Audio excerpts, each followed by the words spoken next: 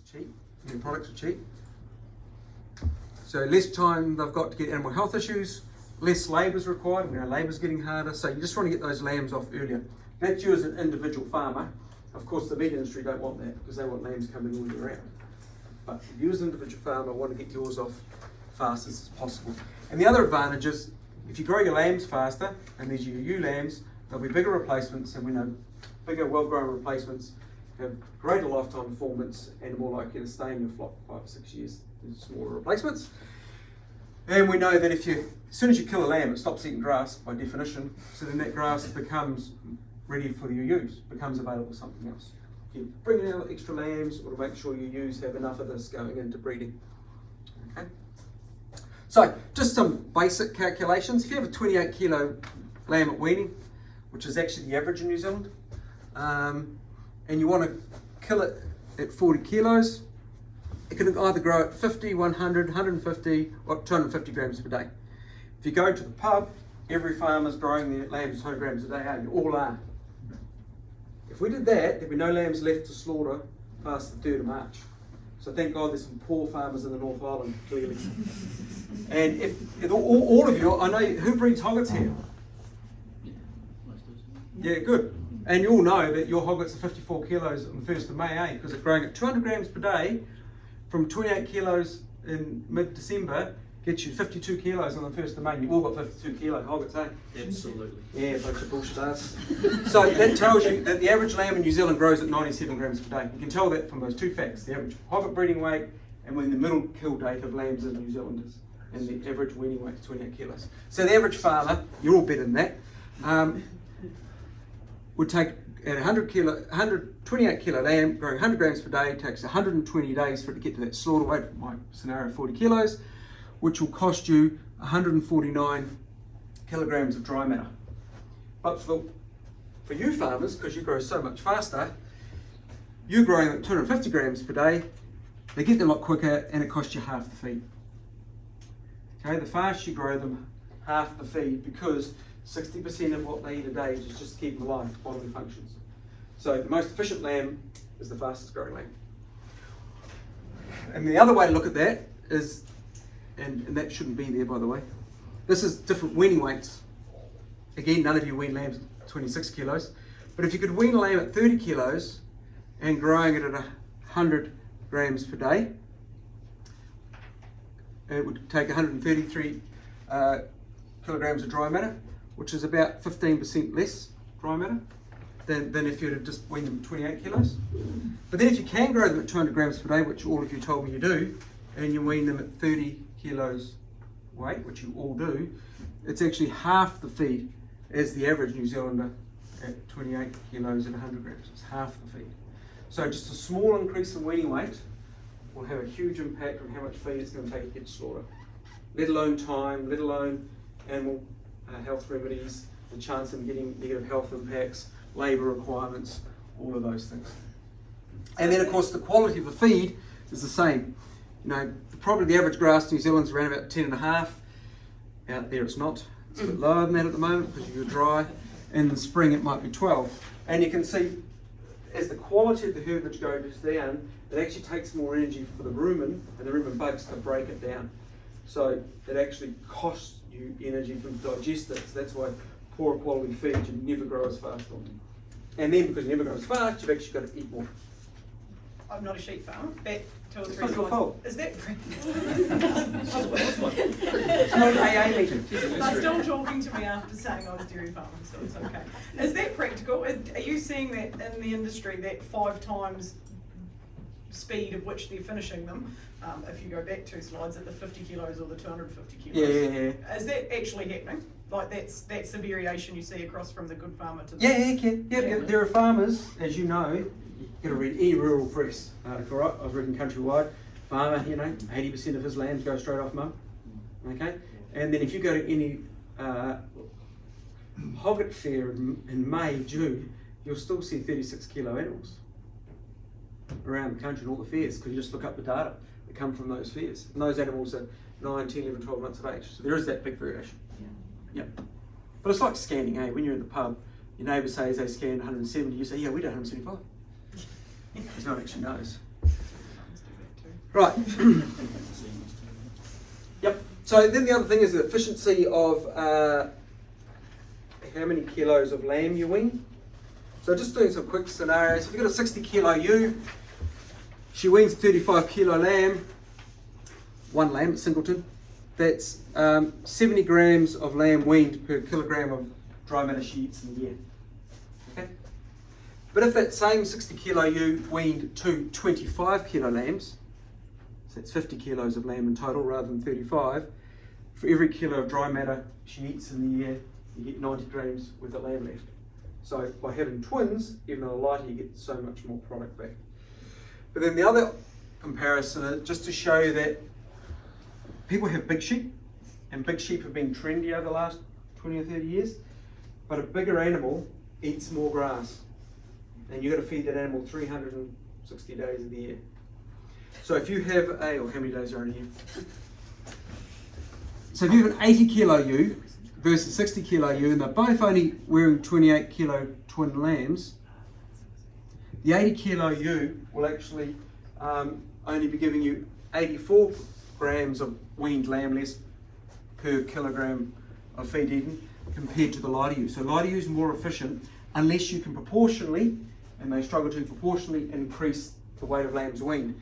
And you've got to go up to 30 kilo lambs. So she's got to wean 60 kilos of lamb versus 50 kilos of lamb to be just as efficient. Okay, so if you have bigger sheep, there's nothing wrong with that. It's like having a bigger cow. Right? Like if you look, I like Angus and Hereford cows. I do beef work as well, and they're getting bigger, but proportionally we're not seeing in the beef industry that the weaning weights of those calves are getting proportionally bigger. They're not really. So you're actually inefficient because you've got a bigger cow, she's eating grass all year, and you're not selling any more product at your weaning fairs. So be very careful of that. So those are some basic points, and then I just want to show you some bioeconomic modelling. And I'm not going to go into real detail, but these models that are done by mainly by others in my department at the university. I'm just going to show the cash operating surplus, but we also look at, so the model's based on North Island Hill Country Farm using the beef and lamb quintile data, so which gives us the average amount of feed grown, the average animal health costs, the average lamb weaning weights, the average lamb weaning weights, all that data. We use all that data, and the percentage of the farm that's either so many North Island Hill Country farms are 60-40, 60% sheep, 40% beef. And then we say, okay, let's look at changing the sheep system on that for 60% of the feed grown, and what that does to the profitability of the farm, the feed profile, and what percentage of the food is going into final product versus what's going into maintenance to keep animals alive, etc. Okay? And as I said, the examples I'm going to use are North Island Hill Country, but the principles would hold elsewhere. Basically, and I just wanted to worry about the cash operating surplus per hectare and this solid line here, which is the cash operating surplus. Along the bottom here is ewe wastage. That's percentage of ewes that die on your farm or culled on your farm. Now, the average farm in New Zealand probably has a ewe death rate somewhere between 6 and 13%. The values can be as high as 20%. And then by the time you put culls on top of that, because you cull them wet dry, you cull them non-pregnant, whatever, during the year, it's easy to get to 20%. Okay? As you can see, cash operating surplus drops when you have high culling rates, because what happens is if you have greater culling rates, you have to keep more ewe lamb replacements, so you're feeding more sheep for no return, and then you have more tutus in your flock, and you all will tell me that your tutus have a lower ovulation rate, lower scanning percent, and wean line lambs. So then you have more of these younger ewes that have a lower average performance on average. So your total amount of lamb you wean per hectare goes down, so your cash operating surplus goes down. So high ewe wastage bites you for all of those reasons. Okay? Because you end up with more replacements which eat grass you get nothing for, except for selling that wool. Okay? And then farmers say, well, do you want to breed hoggets? And many of you said you did. So we did some work to say, well, if you breed more and more hoggets, does profit go up? So this is hogget weaning percentage, number of lambs weaned per hogget, 0, 60, 80, 100 for a given farm, North Island Hill Country Farm, and that dotted line, just worry about the dotted line, is the cash. This is all different feed, but This is the cash operating surplus, and as lamb percentage of hoggets goes up, so does your profitability. That's simply because if you have a traditional hogget that you don't breed till she's a two-tooth, then you compare her with a hogget that you get to that weight up so you can breed her, and then you calculate how much feed she needs for that pregnancy and lactation, it costs you about an extra 100 kilograms of dry matter. Okay? And if we think about the average ewe, 60 kilo ewe rearing a lamb eats about 500 kilograms of dry matter.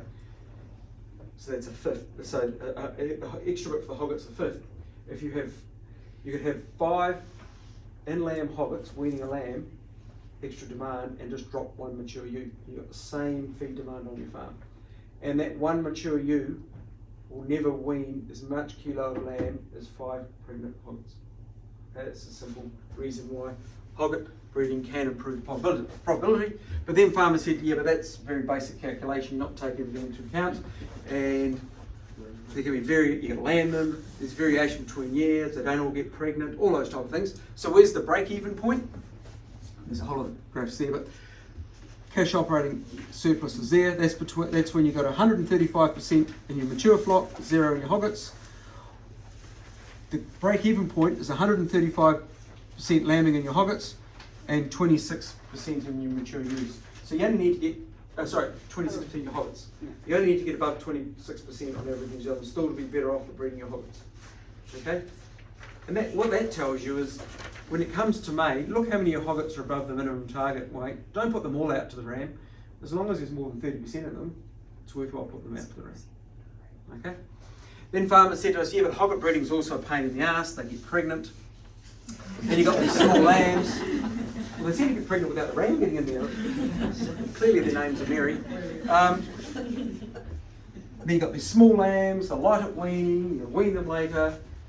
We can make the same amount of money without having to breed hoggets. So, if you're the average of solar farm, yep. If the average of 135 percent of mature ewes, which is New Zealand's average, and you're weaning 60% of your hoggets, which is New Zealand's average, on the North Island Hill Country farms, you can make just as much money by not breeding hoggets and get to 142% in mature ewes. And some farmers would say that's an easier jump to go from 135 in my mature ewes to 142 than it is to introduce breeding hoggets and getting to 60%. Okay? And that's a fair point. Also, some farmers say, well, if I'm 135 in the mature ewes, which is the industry average, and I'm 100% in hoggets, just happen to be 104 once the calculation comes out, to be just as profitable, what could I be in my mature ewes? And it's only 150% against 135. And it'd be easier to get to 150% in your mature ewes than it would be to get to 100 in hoggets. So it does depend where you are on that spectrum of hoggets and mature ewes to decide what you do. For the same amount of feed, this one here is just showing what percentage. The more, basically this shows you, the higher your lambing percentage, the more ewes you should put to the terminal site and the more money you will make. If you've got 1,000 ewes and you're weaning 150%, okay, that means you've got 1,500 lambs weaned, half of them will be females, right, generally. So that's 750 lambs at weaning. If you've got 1,000 ewes, how many replacements do you have each year? Probably 250 to 300. So you've got twice as many replacements as you need. So we did some modelling on farmers where they said, well, at weaning, you want to get to weaning where you've got the number of replacements you need from your, so if you've got Romneys, from your Romneys, plus an extra 30% to have some selection. Okay, and the rest could be terminal size, and you can make a lot more money by doing that and getting into terminal size. Most of our farmers put the ram out, so if you've got Romneys, or Coopers, whatever you've got, the ram goes out with the same breed, the ewe goes out with the same breed ram for the first cycle, but 80% of your ewes get pregnant in the first cycle, so your terminals are only your last ones.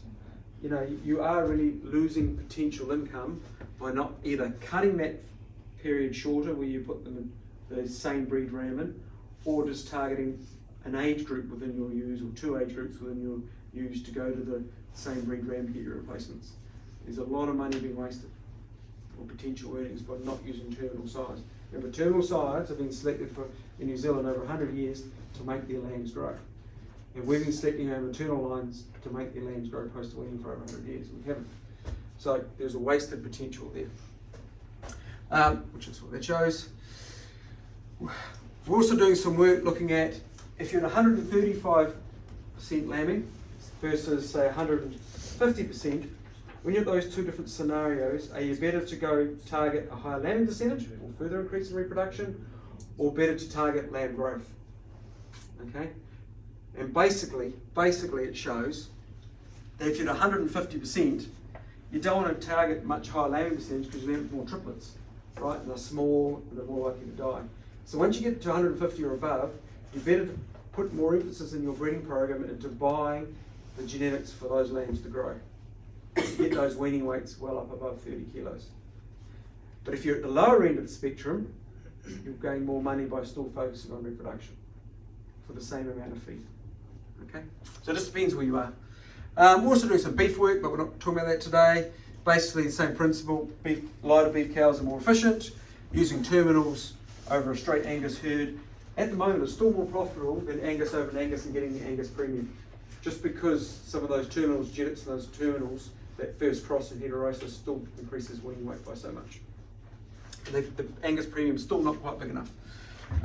Dairy, I know people don't like doing this, some people, but getting your beef cow replacements out of the dairy herd, such as a whiteface Hereford Friesian heifer out of that, and then terminaling all your cows so that all their calves go through to finishing is far more economically profitable than being a self-replacing Angus or Hereford herd.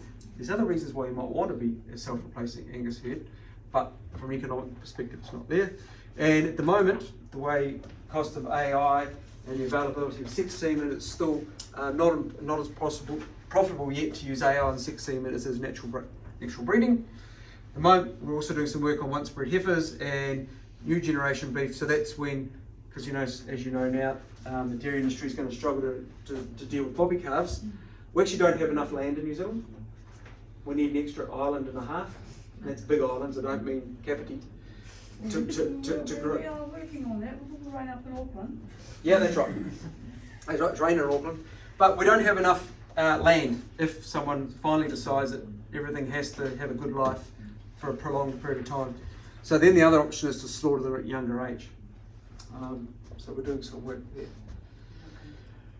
Right, so I've said a lot of things really quickly.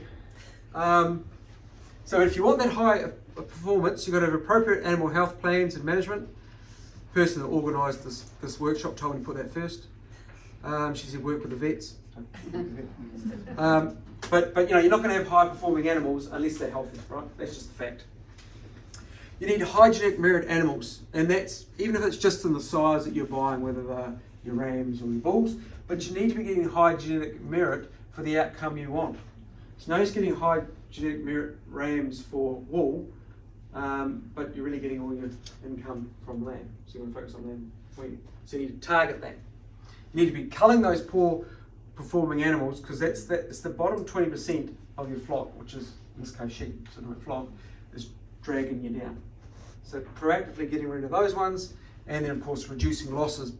You know, and by having animals in good body condition score, most of them in that 3 to 3.5, you'll deal a fair bit with that, with those 2 points.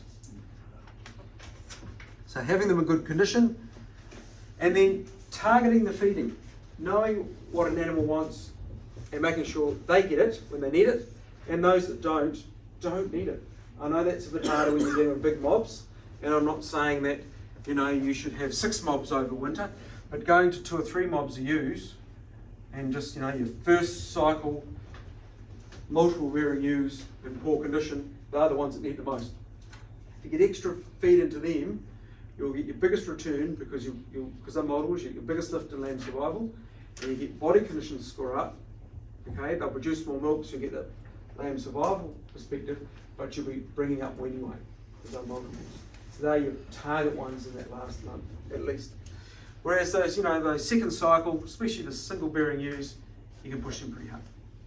Okay, and they'll still perform.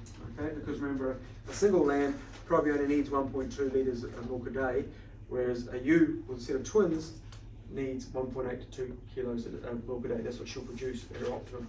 And that's also why twins are never as heavy as singles, because just because she has 2 doesn't mean she'll produce twice as much milk. Even when fed to her optimum, she'll only produce 70% more if she goes from a single to a twin. And if you go from a twin to a triplet, if you can feed them a little bit more, if they can eat it, because they're running out of space in here because of the rib cage is stopping her going too far, they'll only increase milk by 10%, but now you've got 3 lambs over a twin. Okay, so that's why those weaning weights are like that. You need high quality herbage, none of this stuff. You might think there's a lot there and they can fill their gob, yes, but it's poor quality. So you need to keep that in that 10.5 to 12 window, which you can't do all year round, but you need to do it for at least for some of that feed for the animals that need the most. And then you want to make sure she fills her gob when she needs it. So late pregnancy, lactation, or lambs you're trying to finish. There's only so many of these you can do in a day, whether it's a ewe or a lamb, because they've got to ruminate. Okay, so there's only so many that, and you want to maximise when she does a bite, she fills her gob.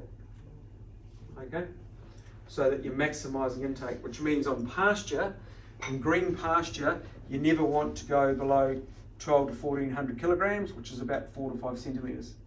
That's the size of a sheep's mouth. Beef cattle, it's clearly higher. So if you never graze below about that 5 centimetres and of good quality, you're not limiting their intake. Okay, which is just an easy number to remember. So if you're trying to finish lambs as fast as possible on pasture, don't let it go below 5 centimetres, make sure it's green. If you're trying to feed her heat in late pregnancy, or over flushing, or in lactation, just don't go below 5 centimetres. It's just the number for sheep because of the size of the mouth. Okay? It sounds easy. And then there's the composition. So the more diverse the feed, in terms of got a legume component in it as well as a pasture component, the greater the performance. Just like when you had there's a smorgasbord type, right, up there. There were sandwiches and there were 2 or 3 other items and a couple of sweets. I noticed a couple of you just ate the sweet stuff, but most people take a bit of a mix. Right? When you go to a smorgasbord, you just don't all go up and just eat the steak or just eat the crayfish. You actually eat other stuff. That's your brain telling you you need a mix. And sheep are the same, cattle are the same, pigs are the same. They actually want to mix the diet. And if you give them a choice, so if we had a sheep here and these each here were buckets, and this was good quality ryegrass, this was clover, and this was a lucerne, yep. And this could be plantain, whatever. They'll have an order of what they want mostly of, but they will also get some of the other stuff as well. Okay, so they won't just go, if it's really good quality lucerne or clover, they just won't spend all day there. They will actually have 10 or 20% of their diet the other stuff, just like you do. So having a mixed sward, and then the optimum is around about 30% clover. You won't be able to see that, but this shows me how much you offer the sheep a day. That's the performance, 30% clover, 17% clover, 2% clover, which is what you've got. Right? Every farmer thinks they've got a lot of clover. It's mainly between 2 and 5% in New Zealand. Okay? If you do it properly. It looks more when you look down on it because of the way the leaf sits, but when you actually cut it and split it up, it's 5%. So the more clover the better, which is why lucerne and other legumes are really good because they have high protein, easily broken down, low fibre, and high ME. This shows you the percentage of green. As the percentage of green in the diet goes up, at the moment you're down here, looking at the golf course, not your farm. You're down here, okay?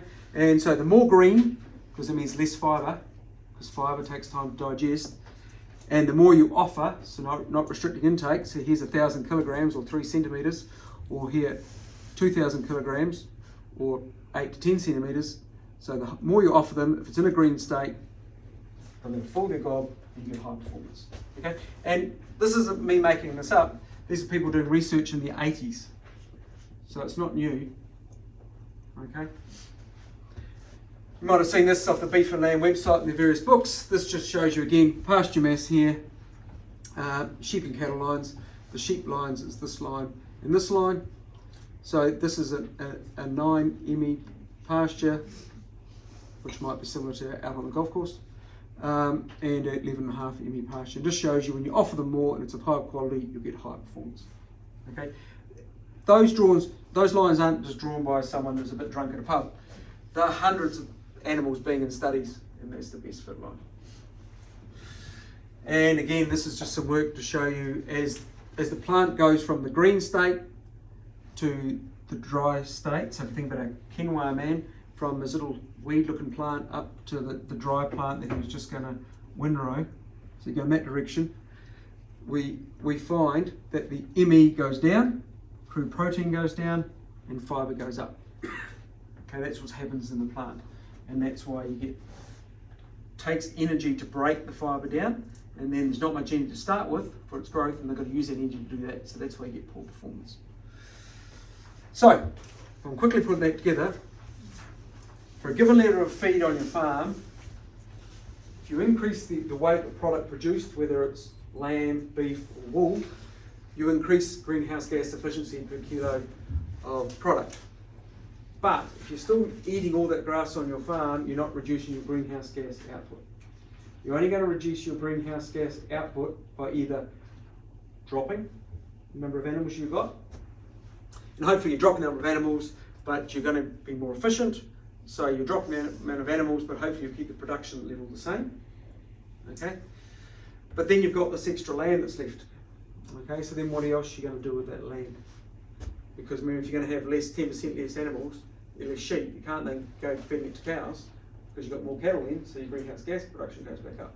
So actually you have to take animals out of your system. And so that's when the debate is at the moment around, I'll put natives first so I don't offend anyone, native trees, exotics or horticulture. Okay, and I just want to show you can make more money by doing that.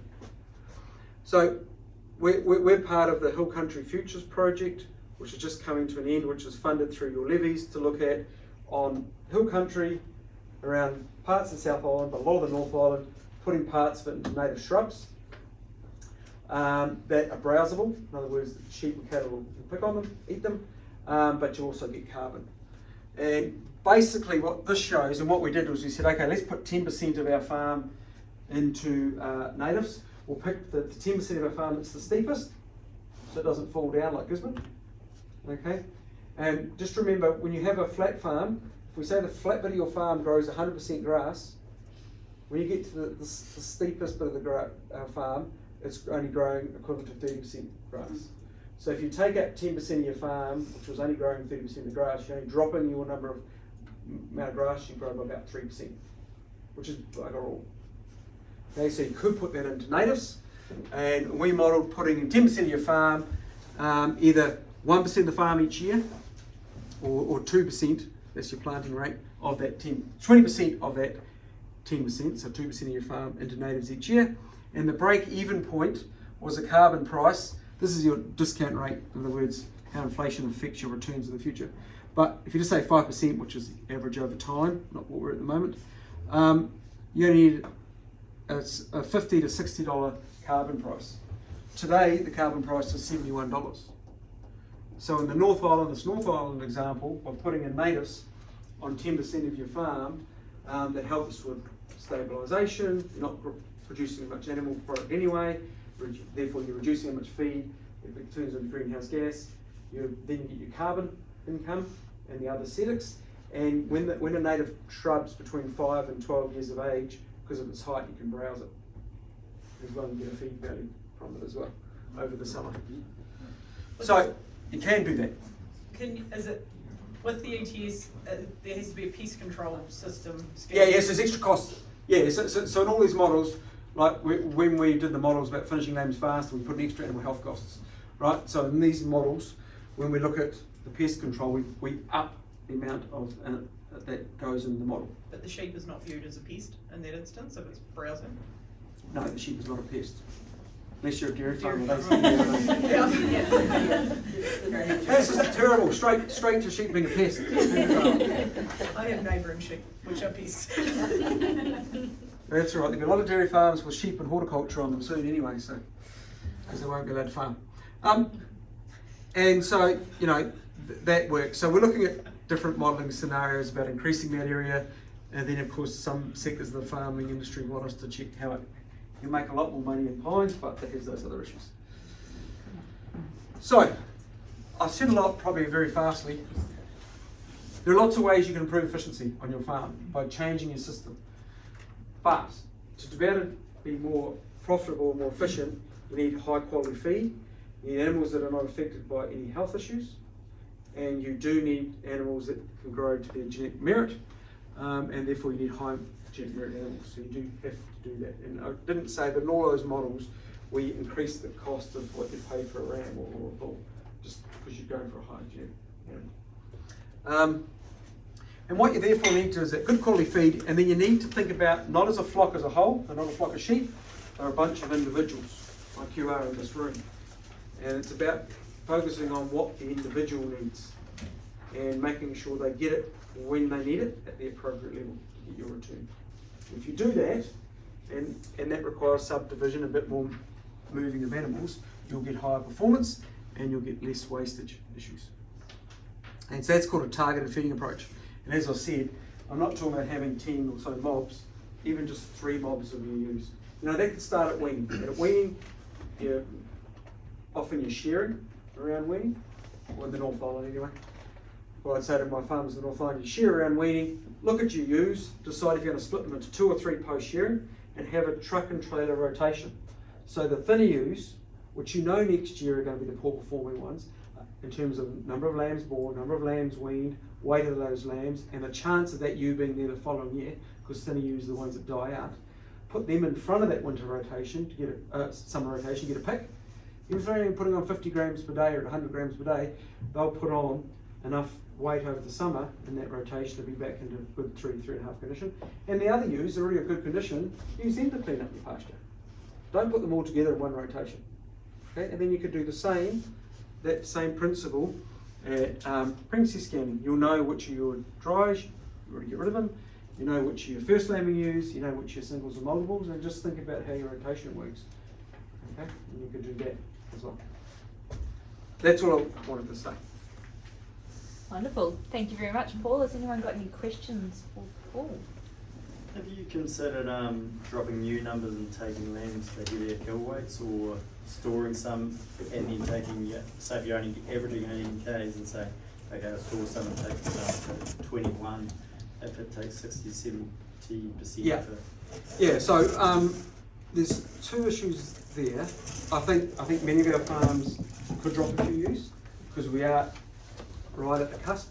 You know, many of our farms, if we think back to the 1980s, when we were weaning less than 1 lamb, we were 90% weaning as an industry, and those we were quite happy with the 25 kilo lamb weaning, and we had single bearing ewes, and they're probably lighter than some of the genetics we have now, but many of our farms were now running the same number of ewes, but we're breeding hoggets, we've got more multiples, and we're weaning heavier lambs, so we're putting more pressure on our farms. So that's one issue. Yes, it depends where you are in the country in terms of, am I better to try to finish lambs or not? In a dry environment, you'd be better to focusing on getting my lambs as heavy as possible weaning, so I get a clean set off straight to slaughter and get the highest store value. Because what in a dry environment over summer, what happens is it just gets too hard to finish those lambs, and you're trying to finish them all the time, and then you don't have any feed left for your ewes to gain condition or your replacements to grow out. So it really depends where you are. In a very large farming operation in New Zealand, which is the largest without naming it, asked us to do some modelling, and it showed that on most of their farms they should be selling in the store. And then they said I could just stop modelling that. Because they have a policy of finishing everything within company for modelling. Where can we find out more about grazing natives? Great. So the Hill Country Futures program is just coming towards an end, so they're just starting to create the material to send out here. So look up Hill Country Futures on the internet. You should get some information on there. I know the team working on Massey, actually as we speak today, and last week and the next few weeks are doing preference tests with animals. So exactly in those buckets, with the different natives against willow and poplar, which are standard browsable shrubs, working out which ones they want to eat in terms of preference, and in combination with different grasses, we want that mix, and how much of it. So that stuff's all been done this year, so it's slowly coming out. The problem with the natives at the moment is we don't have very good robust data for the lookup tables to work out the carbon. There's some work done a long time ago on just one or two varieties of natives and said, oh, yeah, this is how much they grew in the bush. So that's all they'll grow on a farm for all the native species, which is pretty slow. So therefore, when you look at the lookup tables to see how much you get paid in carbon, you get paid a lot less for their estimated income per hectare is a lot less for natives than as pines, because pines have been sick for growth for a long time. It'll always be less, but there's underestimating how much carbon's in there, so there's still more work being done on that, which requires full destruction and working out how much carbon's in them. So it's slowly coming out. In theory, it may go for longer though. If we stop doing 99% of all our research on planets radiata and actually spend some time, you may have a much longer sequestration. Yeah, that's right. And remember with the pines, I'm getting into areas where I know very little there. Remember, once you harvest them, you don't keep getting carbon and put your next lot in. You don't. Yeah. So that's the other advantage about the natives as well, because you're not going to harvest them, destruction harvest them.